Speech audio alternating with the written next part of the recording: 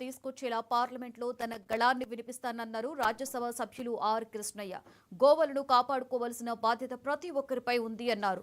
గోమూత్రం కొన్ని రకాల వ్యాధులను నయం చేయడంలో సహాయపడుతుంది అన్నారు. ముఖ్యంగా చర్మ వ్యాధుల చికిత్సకు ఉపయోగిస్తారని తెలిపారు. గతంలో గో ఆధారిత వ్యవసాయం చేయడం వల్ల ప్రజలు ఆరోగ్యంగా ఉన్నారన్నారు. భవిష్యత్తులో ఆర్గానిక్ పంటల ఉపయోగానికి గోవులు ఎంతో తోడ్పాటును అందిస్తాయని ఆర్ కృష్ణయ్య తెలిపారు.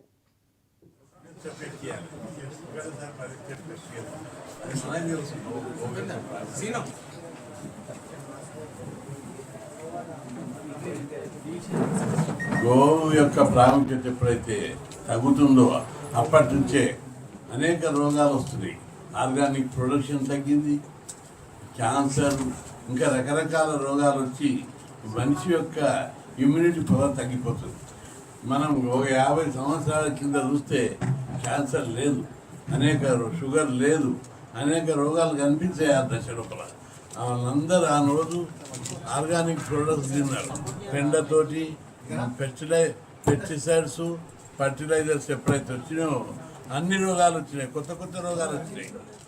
ఎప్పుడైతే గోమాత పెండ వాడి, దాని మూత్రం వాడి, దాని ఎరువులు వాడి పంటను పండిస్తున్నామో ఆ రోజు మనిషి ఐశ్వర్యవంతుడుగా ఆరోగ్యవంతుడు ఉన్నాడు.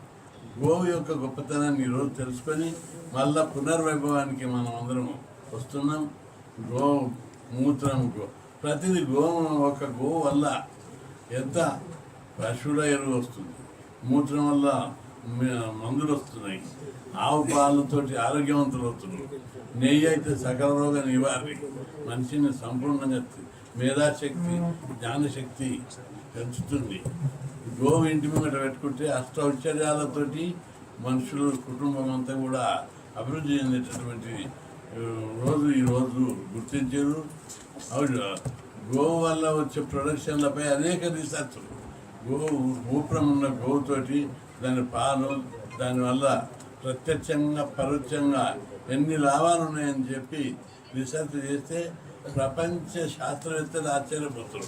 అవురా, ఎప్పుడో వేదకాలం నాడు గోవు యొక్క విశిష్టతను భారతదేశంలో కనుగొన్నారు. ఈరోజు రీసెర్చ్ చేస్తే దాని లోపల గొప్ప శక్తి ఉంది, దాని చుట్టూ ఓ శక్తి పరిభ్రమిస్తుంది.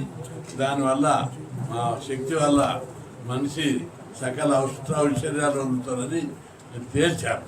దాంతో ప్రతి ఇంట గోవు పెంచాలి. జగిత్యాల జిల్లా